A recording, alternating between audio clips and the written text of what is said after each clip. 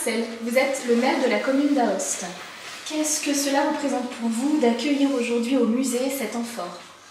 Eh bien écoutez, c'est la première fois que je la vois et c'est avec une grande émotion que je peux admirer cet amphore avec toutes ses pièces. J'en ai bien sûr bien entendu parler, beaucoup de sollicitations ont déjà été faites autour de cet amphore, mais c'est la première fois, c'est avec beaucoup d'émotion que je vois cet amphore et on a l'impression, je suis vraiment ému de voir cet objet d'une capacité telle.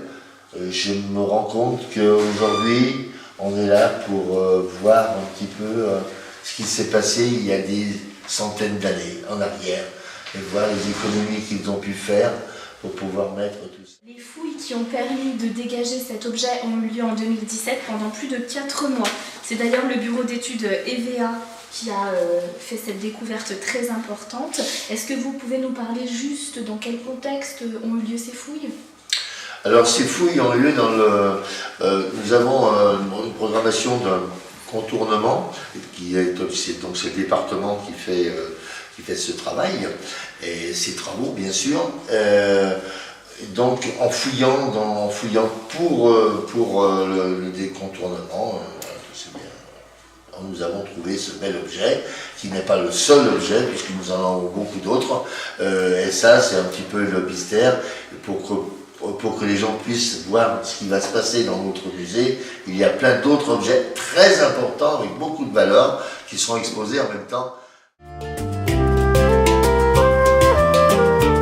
Alors, cette exposition présente près de 100 objets, dont cette superbe amphore, qui a été trouvée dans une arrière-cour d'une maison qui est datée du IVe siècle et elle contient environ 10 à 12 000 pièces, des superbes pièces des 4e, des Numies qui ont été frappées par 3 empereurs successifs, donc Constantin, et qui ont été frappés aux ateliers de Lyon, de Vienne, de Londres, d'Ostie, de Rome.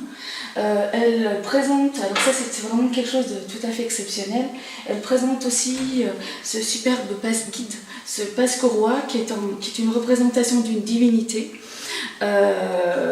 qui permettait d'avoir un char sur suspension et qui permettait à l'empereur Claude de pouvoir voyager aux dames lors de ses nombreux déplacements.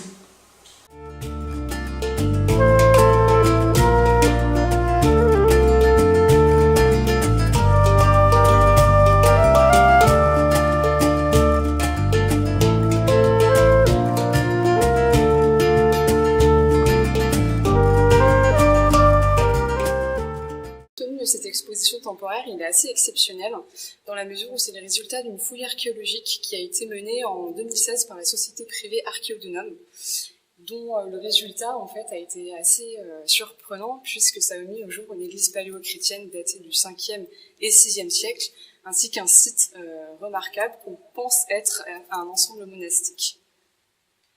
Donc, vous dites on pense être, donc ça veut dire que cette exposition soulève peut-être quelques hypothèses? Oui, effectivement, en fait, on a 2 hypothèses actuelles.